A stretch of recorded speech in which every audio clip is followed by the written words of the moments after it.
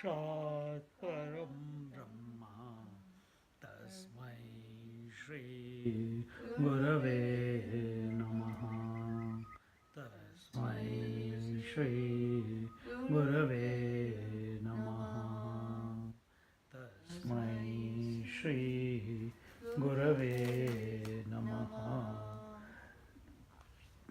We are in Amrutanubhava.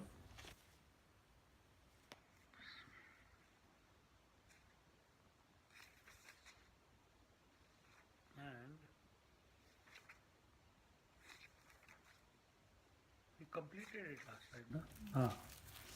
Now we'll read the summary of this chapter 7, which was Ajnana Khandana.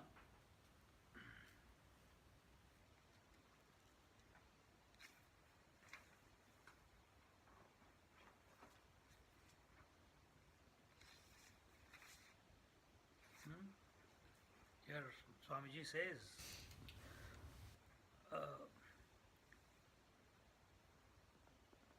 ignorance and the denial of the very existence of ignorance are the two main themes dealt within this chapter.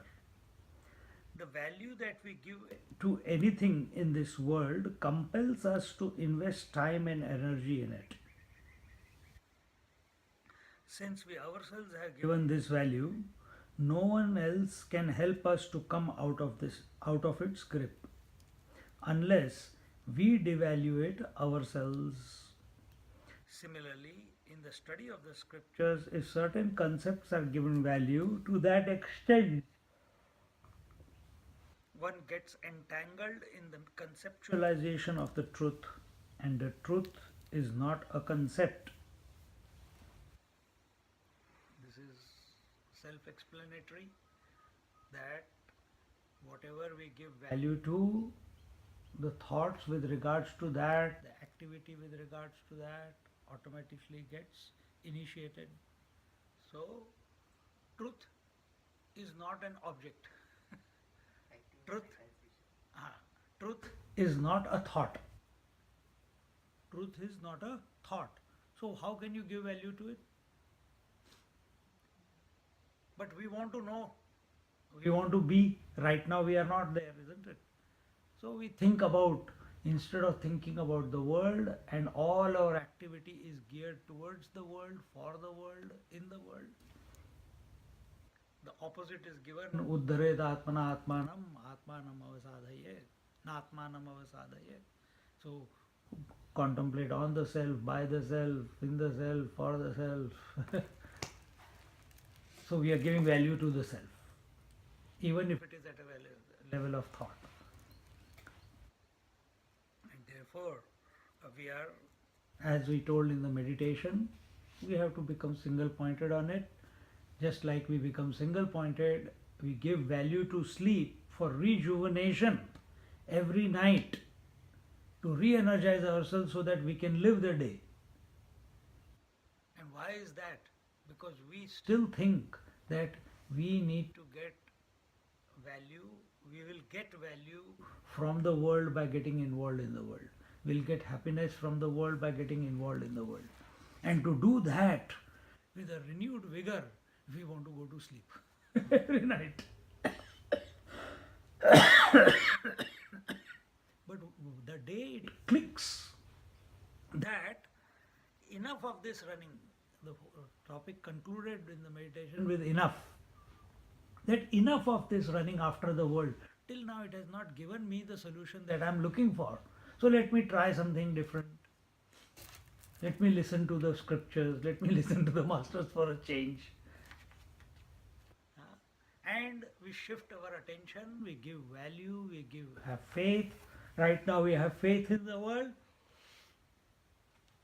Now, and we know all this, but now we actually start giving value and having faith and working towards being the self. Even though there is nothing called working towards being the self. But we have to become single-pointed towards it, at least towards that thought in the initial phase. Then a certain transformation can come about. Otherwise, if we are just thinking about truth, it's a nice topic to discuss. It is a feel good moment in a satsang or in a bhajan. That's all it will remain. It is an it has also become an object of experience. Thinking about it is giving you joy. But truth is not a thought. You have to be that. And the spiritual evolution, as expounded in Kena Upanishad, it said, let us take Kena Upanishad. The Upanishad begins with the thought that the student wants to know that because of which the mind functions, the senses are able to see, hear, etc. The teacher replies in the same language with which the student is familiar and says that it is the ear of the ear and the mind of the mind, etc. It means that one has to focus attention on the unmanifest principle behind the manifestation. The first concept of manifestation has to be dropped and replaced by second concept of the unmanifest. We are too caught up in the name and form at the moment. Yesterday I saw it's a 5-part series called The Holographic Universe. Have you seen that? See it. You will be fascinated with what science has found. Fascinated. They found there is nothing.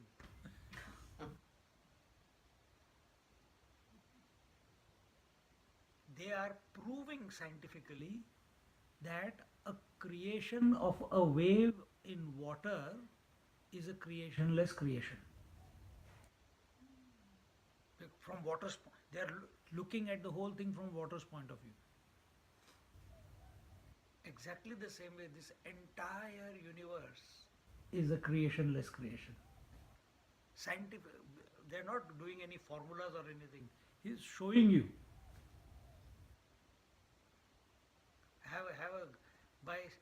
Write it down. The Holographic Universe by Stephen Davis. By Stephen Davis. 5-part series.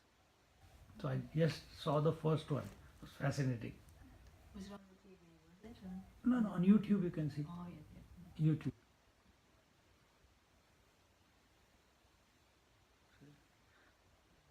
So there they are showing, we are talking about manifest, unmanifest. He says they are throwing atoms at a particular thing. Eyes see that, if you like paint balls you are throwing, there is a slit in a paper and you are throwing and it will go and make if you are randomly throwing, whatever that slit is, if those balls or those atoms which go through that, they will form a straight line at the back. Isn't it? Right. It's simple. But if a wave is going, it goes through that and multiple waves are formed after it crosses that two slits. And this is the conundrum that they came to. You listen to it and we'll discuss it after you see. That when we are looking at, the moment our senses come out, things seem to be solid. When they are not functioning, everything seems to be zero. It is amazing how a wave takes a form and the wave becomes an object only when you are watching. If you are out of this equation, there is nothing called a wave, there is nothing called an object. This is what maybe I am not able to explain it 100%, but you see it, it's fascinating. All by the cutting edge scientists of the modern world.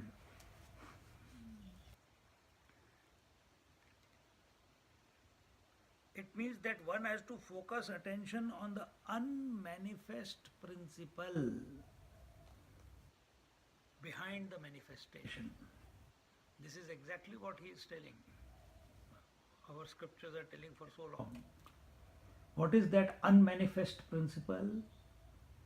Here the unmanifest principle is not the emptiness, is not the causal state. That unmanifest principle is you, in whose presence the whole manifestation comes about.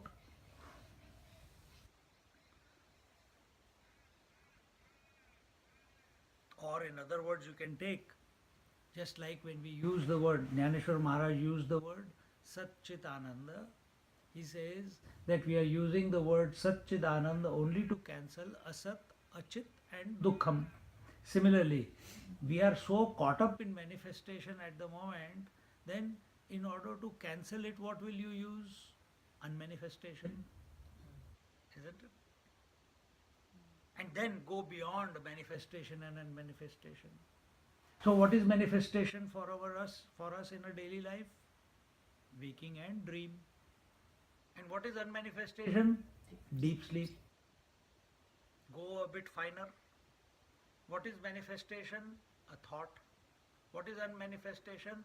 The gap between the two thoughts. See? But we are not able to access it at the moment because we are so caught up in thoughts. If thoughts don't come, we feel we are going crazy. Isn't it? But we don't feel that way when we go to sleep, that we are going crazy. But in the waking state, if there is a gap between two thoughts, and if I want, because this itch of thinking is there, and the thought doesn't come, or the memory doesn't come, or you are not able to articulate some, oh, I think I'm losing it.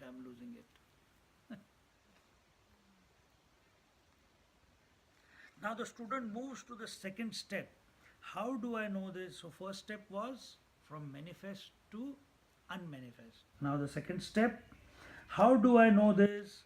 The teacher says you cannot, because the eye does not go there, nor speech, nor the mind, indicating that your understanding through the sense organs or the mind or intellect will only be conceptual. Trying to gain this knowledge through the means of knowledge is only another form of conceptualization. So when if you're going to think about the self, it is you are conceptualizing the self. Self is not a concept. This is declared in the Upanishad.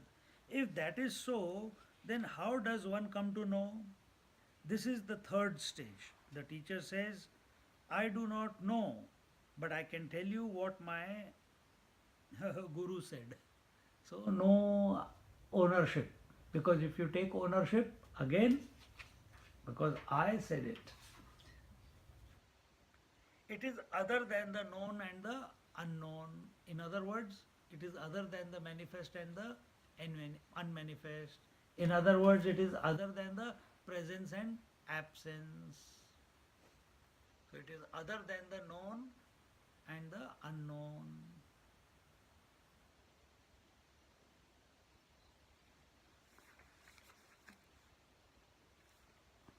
What is the meaning of the known and unknown? When the student contemplates on the nature of the truth, he goes beyond the known and the unknown. So the meditation was about being focused on the truth as I. Initially it is I only, but remaining focused. Only that single pointed attention on the I will take you beyond the thought of I.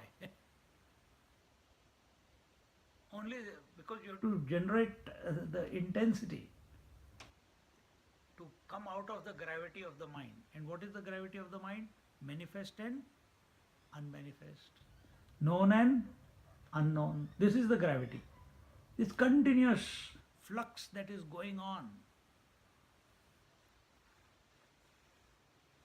which in other shastras is called spandanam. You have to go beyond that.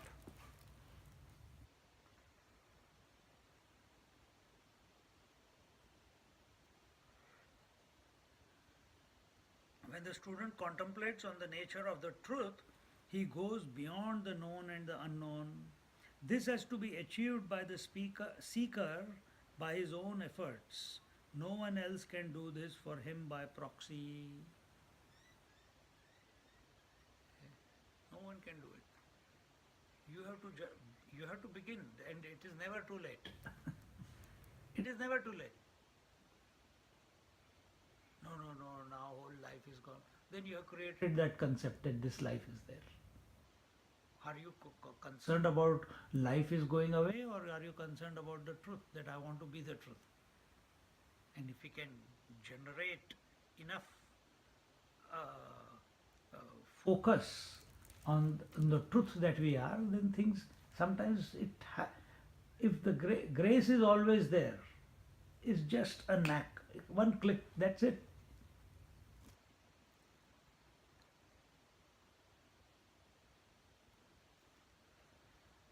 And in this way,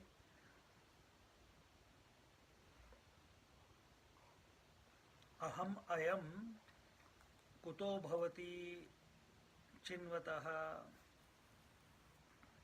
What is the meaning of ayam? This can be known only by him who contemplates chinvataha. Ayam, ayam means this. So the verse aham ayam kuto bhavati, who is this me, can only come to be known through contemplation, come to be known through single pointed contemplation. And you have to think. Here thinking means contemplation. That is the activity that has to be initiated. And that activity has to be single pointedly initiated upon who is this me that I am searching for. Who is this me? A body is not me, breath is not me, mind is not me, thoughts is not me. Even though I'm thinking the thoughts, I know these thoughts are being thought, even at this moment. So who is this me? This, with a single pointed mind, when it is sought out, then you go beyond the thought. This can be known only by him who contemplates. It has to be his own individual effort. Now the fourth stage. Fourth stage is, now the student works on the thought and thinks he has understood. In the material knowledge, the teacher is happy when the student says he has understood. But in the spiritual path, the teacher is not at all pleased that I have understood. If you think you have understood mighty little. Didn't I just a while ago told you that any means of knowledge is incompetent to know the truth? Go back and contemplate.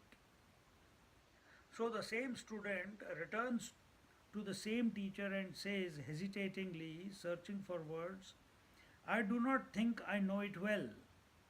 Yet it is not that I do not know. I think I know too. This is the fifth step.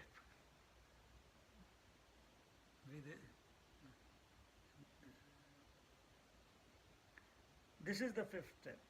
The truth cannot be known. One cannot become that. When being becomes knowing, then is the truth revealed.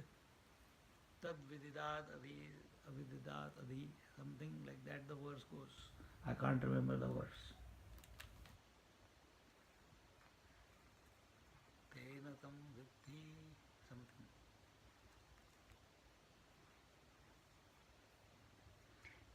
Being is Sat Vastu and knowing is Chit Vastu.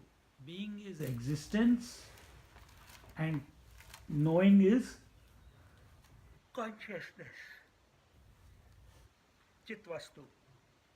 When the two come together, being and knowing, the knower is not born. So when how does knowing take place? Thought at the moment. When this thought merges into existence, what are we saying? I am. I am is your existence. But at this moment, that existence is being thought out, isn't it? But when it comes to that, you reach that climax in your contemplation and you come to this realization, why am I thinking? To be. I am in spite of thinking. That moment, consciousness and existence merge into one. Then there's no need to think in order to be. See how many times we have said that?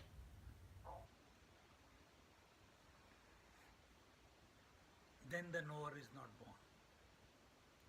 But when the two are separate, the knower is born. The teacher now tells the student to move on to the next step. All the upasana that you have been doing, give up that also. By renunciation alone, immortality is attained. So this verse comes in the Kaivalya Upanishad. न कर्मणा न प्रजया धनेन त्यागे नैके अमृतत्वमानुषुः. Amrutatvamanuषुः, that only by renunciation, only by tyaga, immortality is gained. Tyaga of all that you are not. That upasana which you are doing keeps the upasaka and aradhya separate. Meaning, the contemplation that you are doing keeps the contemplator and the goal separate. Who am I? The contemplation is going on. You are the contemplator. You are thinking to know what? To know yourself. That is the goal. So you are. So this thought, who am I, or any sadhana, it keeps you separate from yourself. But you are the goal and you are the seeker.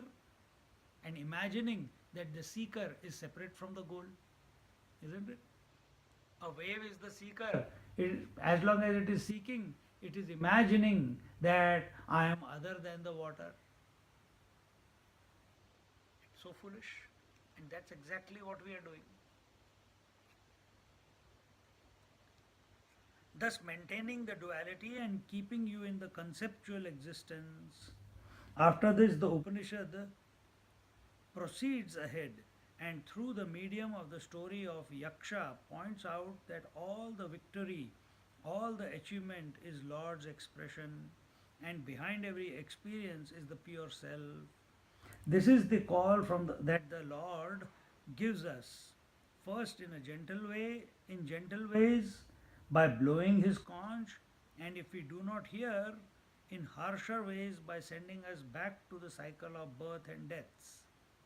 If we listen to his call from within, then he presents us with his Kamala Pushpa, a lotus which is peace. In conclusion, the teacher says that tapaha, austerity, damaha, restraint, and karma, dedicated action, are the foundations of the saving knowledge of Brahman. When life is lived being guided by these principles, the individuality gets dissolved and one discovers one's own essential nature. So when we practice austerity, restraint, and dedicated action, what is this dedicated action?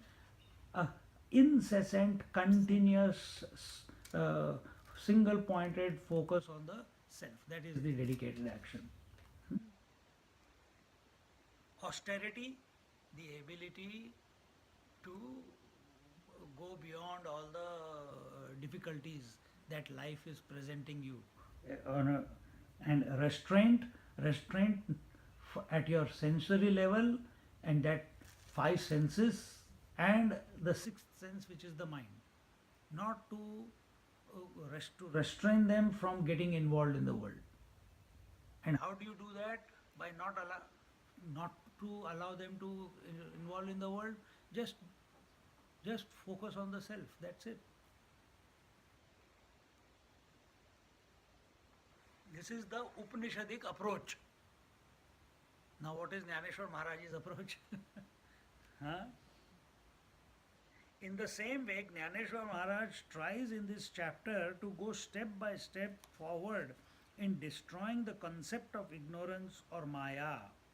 How does ignorance gather so much importance? When an experience of joy occurs, we take it for granted. But when it is unhappy, then we begin to inquire. Then we begin the inquiry: why, and why only me? So Jnaneshwar Maharaj says, decide where your attention is going to be focused: on the one who is miserable, on the misery, or on the one who is illuminating both the miserable and the misery. Meaning the undisturbed principle. That's what you are, and that is your experience. The misery is only a thought in your mind, and the experiencer of the misery is also a thought in your mind. It's a fictitious entity. When the attention is too much on the experience of misery, one tries to gain sympathy from the world with reference to the misery. When attention is too much on the misery, you want self-pity comes in, you want attention, you want to share your pains, you want to share your losses, so and consolation from other people. If the attention is on the experiencer of the misery, then also one seeks sympathy for oneself. Sympathy in any form indicates a sense of otherness.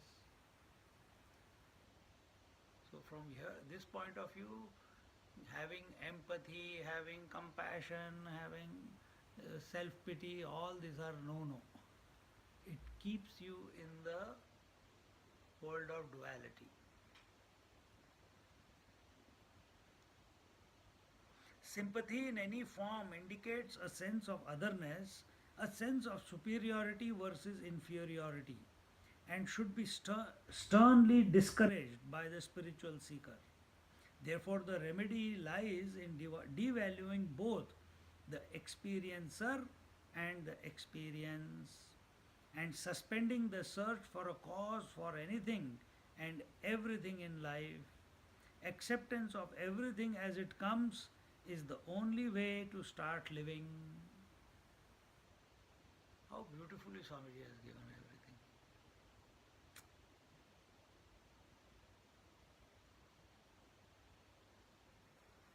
See, when we keep looking for the cause, we are caught up in cause and effect. Truth is not a result of cause and effect. It supports cause and effect, but it is transcendental to cause and effect, isn't it? And cause and effect is only for the individual, not for the total or for the infinite. This difficulty in getting over the conceptualized existence is treated by Jnaneshwar Maharaj in chapter 7, in which the very cause for the miseries, which is considered to be ignorance, is denied. All the miseries are because of ignorance. And what is ignorance? Ignorance of the self. Forgetfulness of the self is ignorance. It's not possible.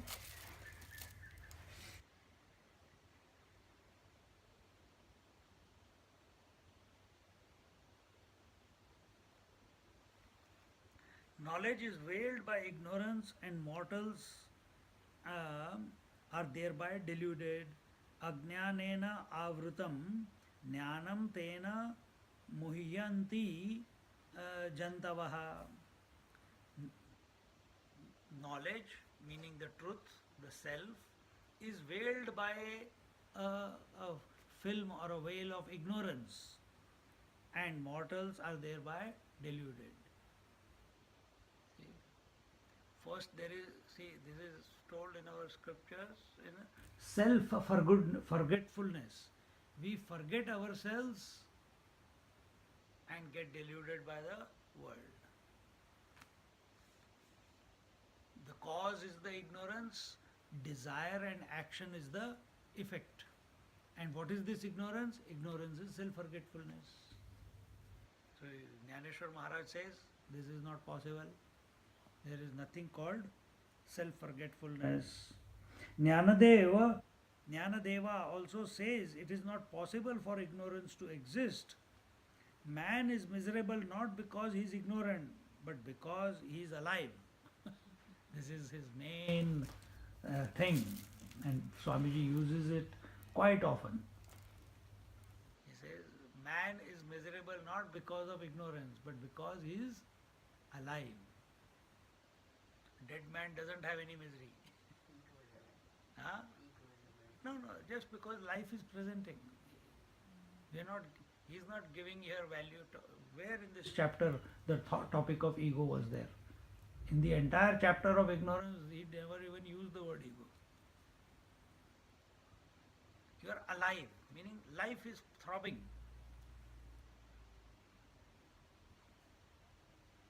The only technique which can help us to go beyond the cause and effect, which is the basis of ignorance, is not to give any importance to cause and effect. So how have we come to term the term ignorance?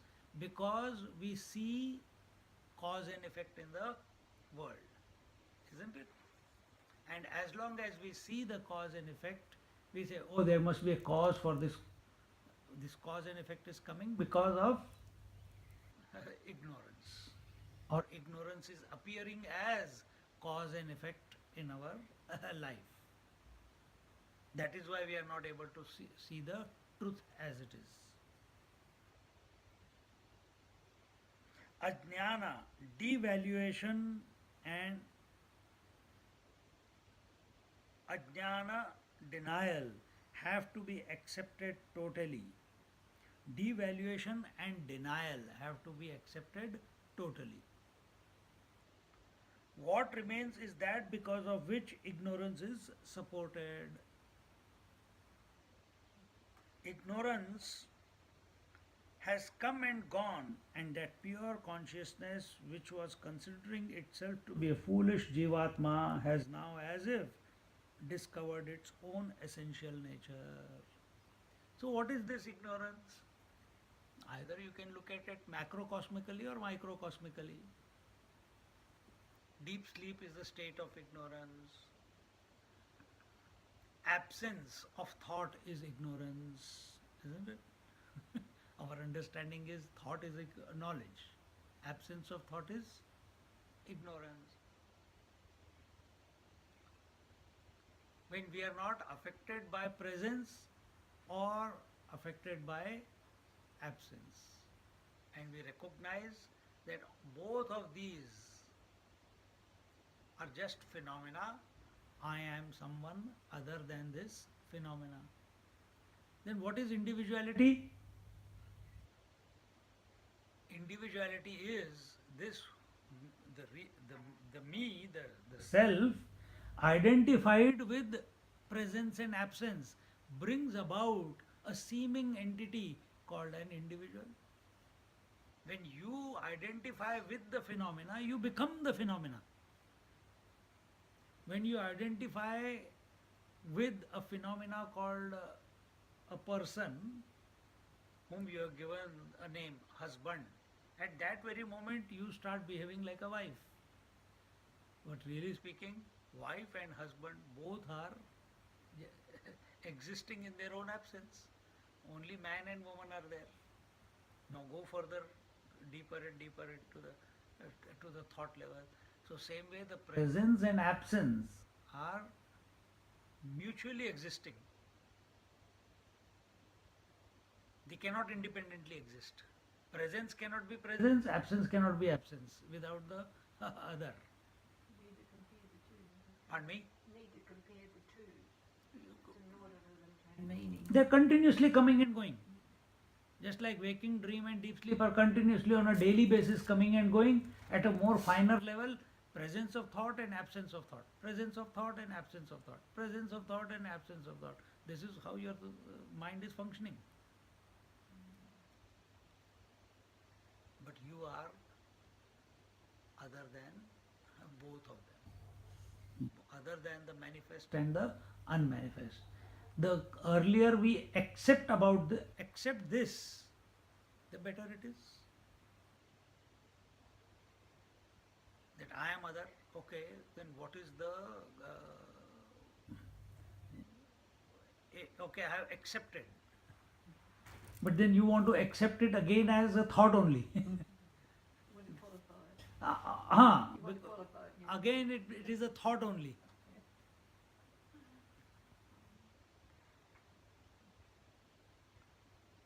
So what is being told here is not at yes, it seems to be words, but it must lead to that supreme self.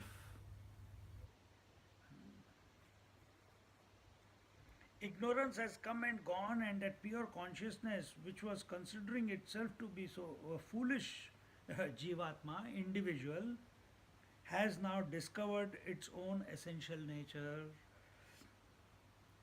Gyaneshwar Maharaj develops this thesis in 38 waves of thought in this chapter. Each serial number represents one wave of thought. How much study Swamiji must have done? We are just reading it and contemplating on it. Huh? So what is the first wave? OVs 1 to 7. Introduction to the thought. If ignorance were not supported by knowledge, ignorance could not exist. Huh? If ignorance were not supported by knowledge, if you did not know ignorance to be as ignorance, ignorance cannot exist. Ignorance is anadi, because something that has no existence cannot have a beginning or an end. Ignorance gets its importance only because of the backdrop, that is support of consciousness. Just as the glow of a glowworm is visible against the backdrop of darkness alone, so ignorance becomes available to us as ignorance only in the backdrop of the consciousness. Ignorance is respected only in ignorance.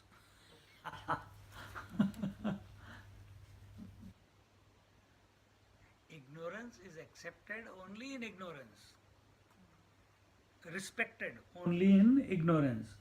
There is nothing like ignorance, and therefore there is nothing to be removed. There is nothing like ignorance, and therefore there is nothing to be removed. What is ignorance? Absence. How can you remove absence? But see how we get caught up, because we conceptualize things.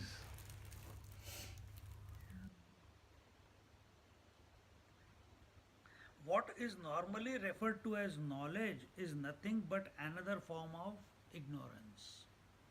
So what is our understanding of knowledge? Here we are talking about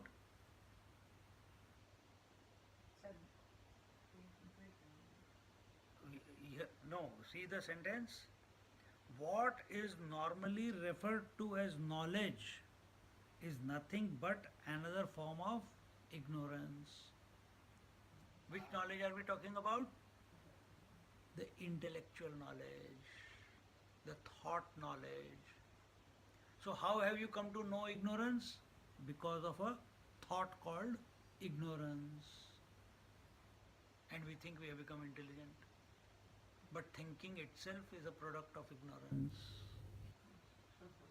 So how can it eliminate or remove ignorance? See? In the kingdom of pure consciousness, jnanam and ajnanam have no value. In the kingdom of ignorance, knowledge, jnanam, and ajnanam, ignorance, have no value. Then where is this knowledge and ignorance, thought of knowledge and thought of ignorance, presence and absence, manifest and unmanifest, cause and effect? Where is this? It is just a phenomenon. It is just a phenomenon.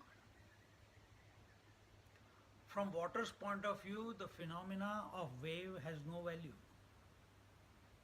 Why? It is pervading the entire phenomena. Without the water, the phenomena cannot appear or disappear, isn't it? And while the appearance and disappearance is going on, the water remains as water, isn't it? Now this has to be applied to the, we have to accept that we are that this truth is that, and that truth I am. Whether presence and absence, manifestation and unmanifestation come and go, this self is pervading the entire. It is not a product of thinking.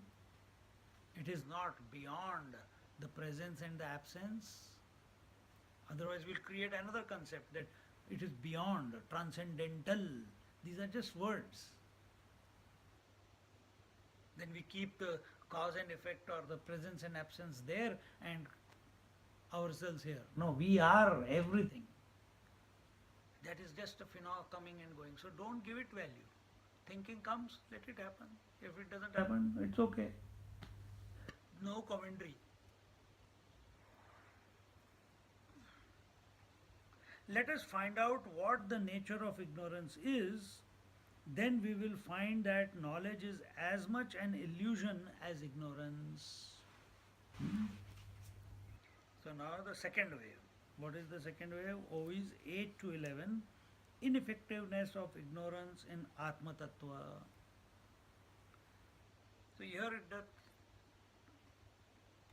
If ignorance were the very nature of consciousness, why then does it not make the supporting substratum consciousness also ignorant? See how it is put. If ignorance were the very nature of consciousness, then why doesn't it make consciousness as ignorant, make consciousness as ignorant, ignorance?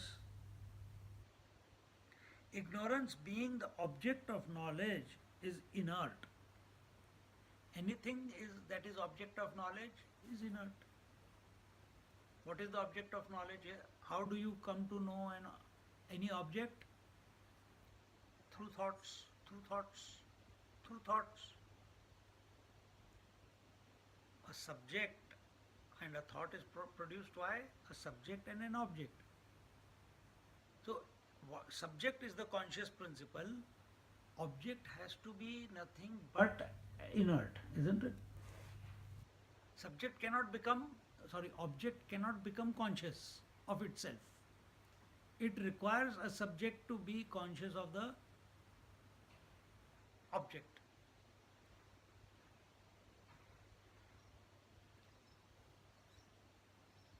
Ignorance being the object of knowledge is inert. Inertness means that which has a shape, which has a form, that which is temporary, that which is limited, that which is conditioned, that is inert. That which has a beginning, that which has an end, that is inert.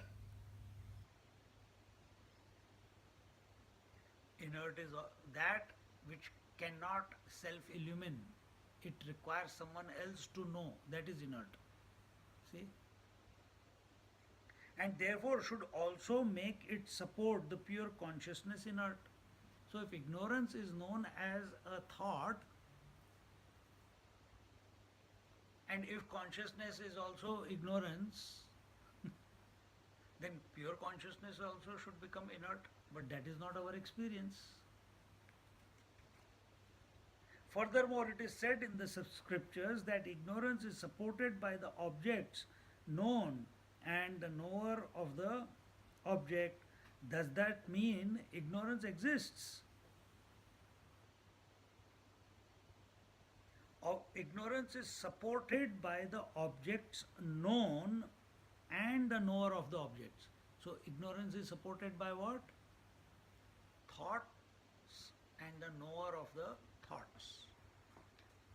So here the question being asked is, does that mean just because you are thinking there is a knower, and that means there is a subject which is the knower, and there is an object which is the thoughts and they are known, does that mean ignorance exists? And this is cancelled. In deep sleep, when the ignorance is in seed form, only the pure consciousness knows that ignorance is. Therefore, only Atma Tattva is the reality and not ignorance. How do we come to know we had deep sleep when we wake up from the sleep? As a waker, we are not available. Waker is not available in the deep sleep. Neither is the dreamer. And deep sleep is a state of utter ignorance. Then who came to know? Who is making the statement after waking up that, oh, it was fantastic sleep? Who is making that? It must be the Purusha. It must be the pure consciousness.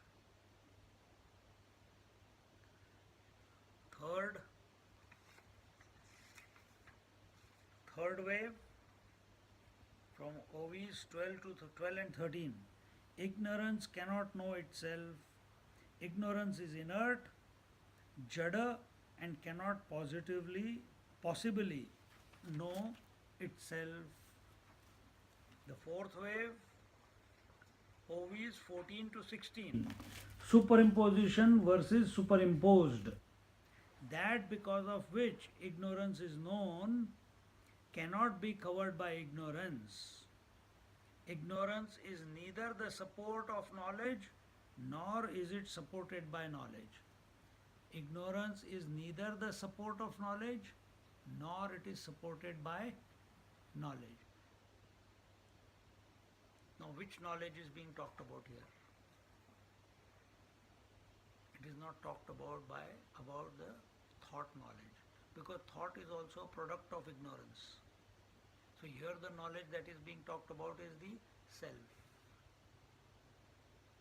So ignorance, if you take the self as the knowledge, then how does the statement read? Ignorance is neither the support of the self nor is supported by the self. So wherever these words are used, we have to come to the right conclusion what the purport of that word is.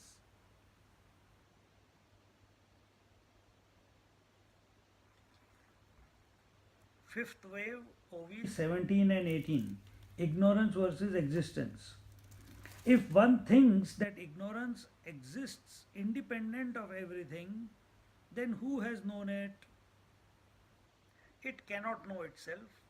Therefore, it gets automatically negated, meaning that ignorance cannot have independent existence. Even to prove the presence of ignorance, knowledge is required.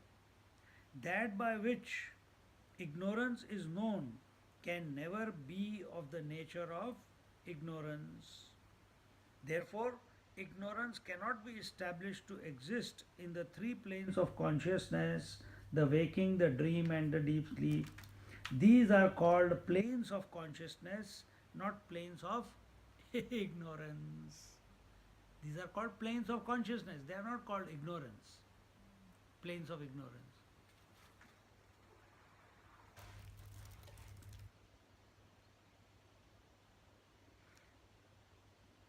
So it's taking from different angles. Just like when we see an object, we see it, we hear it, we touch it, we taste it, we feel it. Exactly the same way.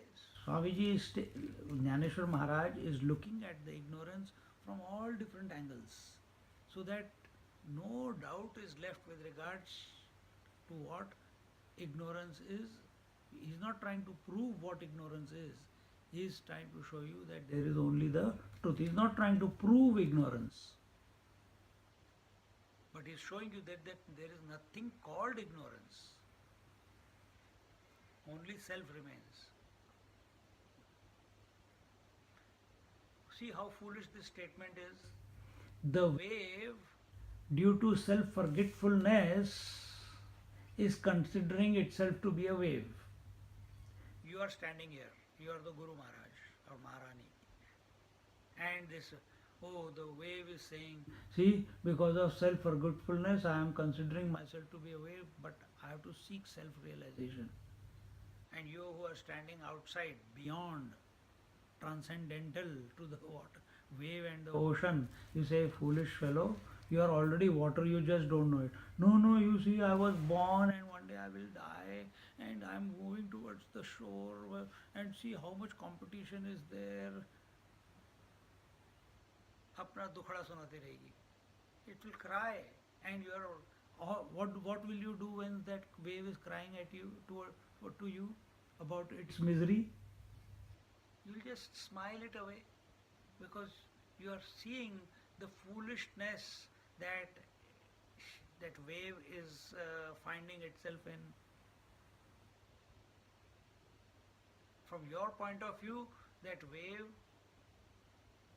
before, during, after, no. Wave is nothing but water, isn't it? And that's what the teacher, Jnaneshwar Maharaj, is telling us, that you are in and through. Forget, you can't even use the word in and through. You are that pure consciousness. Don't create divisions in consciousness. Divisions in consciousness are phenomena. Let it happen, but you consider yourself to be the substratum.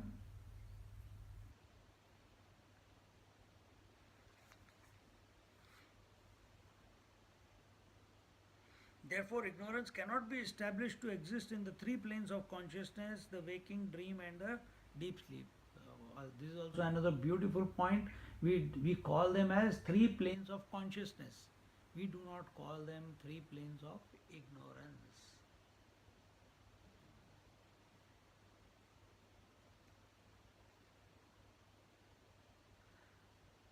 Sixth wave, OVs 19 to 23. Examples in support of the five above, of the fifth wave. To say that ignorance exists in the self is as meaningless as saying that one has cataract in the eye and can still see, or that the darkness is not able to hide anything, or that the waking state is intact and still there is deep sleep state. Ignorance cannot exist either in the Atma Tattva or independently on its own. In the self, which is of the nature of light. So look at it, this example. The darkness cannot exist in the sun, and it cannot exist independently. So is there anything called darkness?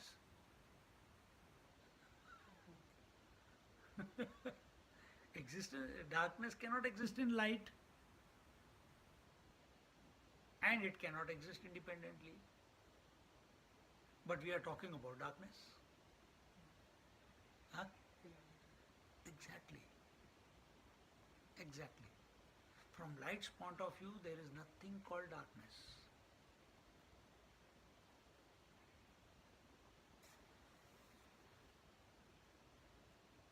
And how beautiful examples have been given. One has a cataract in the eye and still can see. The darkness is not able to hide anything. Third one, that the waking and the deep sleep state are appearing simultaneously. That is also not possible. It is like saying that the self and ignorance are existing simultaneously. Cannot. You are going wrong somewhere. It's like saying the phenomena of presence and absence. We used the word just now, isn't it? That presence and absence are mutually existing, coexisting. Presence and absence are coexisting, that's what we said. So don't remain at the level of the mind. He is asking you, you are the self. Knowledge and ignorance both are coexisting. They are phenomena. Don't give them value. There is nothing called phenomena anyway. From the water's point of view, there is no phenomena called wave. From the sun's point of view, there is no phenomena called day and night.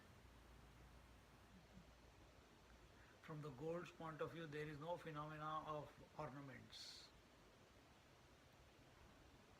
From the self's point of view, there is no phenomena of presence and absence.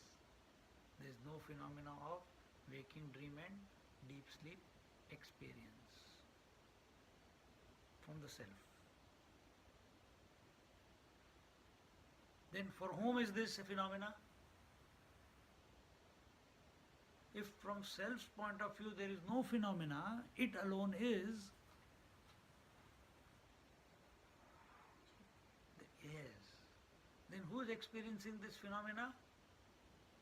The individual. Who is this individual? The seeker. The seeker. Who is essentially the self. But giving too much value to the phenomena and seeing himself as a product of the phenomena. Should not include itself in that. No, but not itself means not the conscious self, not the body, mind, breath. No, not include the. You have to go beyond the thought. That even this thinking is taking place because in spite of this thinking, I still am. So beautiful. I'll just do it till here and then we conclude. The seventh OV says, this is the seventh wave, OVs 24 to 30. Ignorance cannot be deduced through logic. Self being of the nature of knowledge cannot have ignorance in it. This is a logical fallacy. Ignorance is utter darkness. Atman is self-effulgent, brilliant and bright. How can the two stay together? It is impossible, as the coexistence of dream and waking plane states, remembering and forgetting, cold and heat, night and day, life and death. How can they stay together?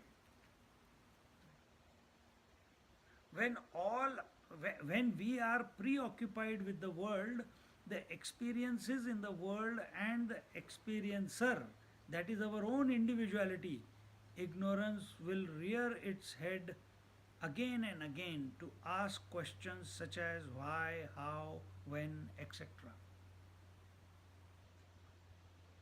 When do these questions appear? When we are preoccupied giving undue value to the phenomena. And because we are giving overvaluing the phenomena, it leads to the concretization of the individuality. It leads to concretization of the individuality. And then, how does individual function? Cause and effect. Why? When? What? How? He is caught up in that only. As Swamiji says, whiling and howling all the time. See? So just now, as we said, the self is beyond all opposites. All opposites, Sat and Asat, Chit and Achit, Anand and Dukkham, life, death, up and down, inside, outside, man, woman, presence, absence, manifestation, unmanifestation, knowledge, ignorance, all this is phenomena. All this is phenomena. Self has got nothing to do with this. So now while we are thinking, how we are thinking? Through thoughts. while thinking, you have to remain the witness, not get affected by it. Because here Naneshwar Maharaj saying is thinking or not thinking is also a part of that phenomena. It is in your light, the light of the self, that this thinking and not thinking is taking place. So don't get caught up in ideas, don't get caught up in concepts, don't get caught up in the phenomena. And this is a very, very fine line where we have to maintain that poise in spite of the phenomena. Maintain that poise. Just like you maintain the poise. What is this poise? I'll show you. Or you experience it every day. It is, see, when you are forcing yourself to sleep, you can never go to sleep. If you are agitated about sleep or restless about sleep, you can never sleep. Then what do you need? What disposition do you need in order for sleep to take over? First is focus is required on sleep. Isn't it? You have to become single pointed on sleep. You are thinking, in spite of everything going on, your attention in the back of the mind is on the sleep. When you are in bed, all your activity is geared because of your attention on the sleep. But is it intense interaction with sleep? Is it an sleep? Are you doing meditation, chanting on sleep?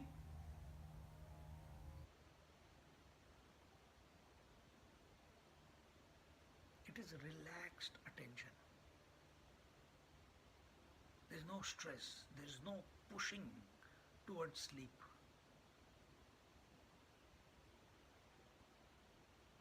There is no running after it. There is no thinking of. Initially, it is thinking of sleep. But how can you think of sleep? Is sleep an object? So find out what happens to you when you glide into sleep. That type of disposition has to come about with regards to ourselves. This self is that, all pervading. This phenomena of the mind has to be devoured by the Supreme Self.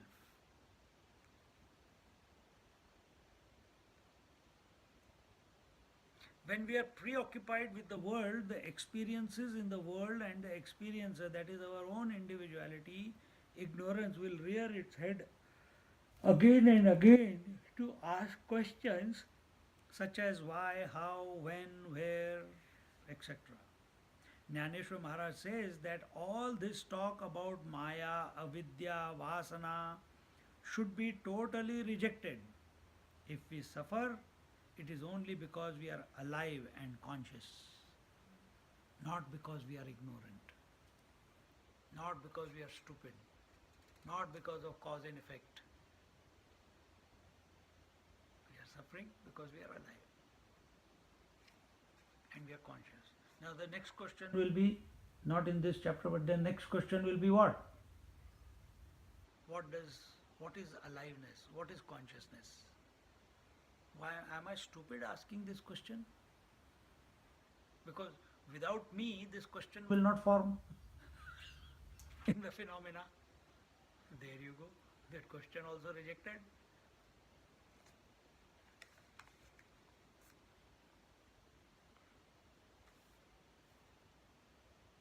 Now, in the next class we will see the student, this is the 8th wave, the student's persistence that ignorance can and does exist. So let's not conclude this class with a doubt. Huh? But it is worth going through again. Yeah, right. Worth going through this summary again. Fascinating. That it is just putting the whole, you, the entire chapter in perspective. It, and it is only a thought. ॐ पूर्णमदा पूर्णमिदं पूर्णात् पूर्णमुदच्यते पूर्णस्य पूर्णमादाय पूर्णमेवावशिष्यते ॐ शान्ति शान्ति शान्तिः हरिः ॐ श्रीगुरुभ्यो नमः हरिः ॐ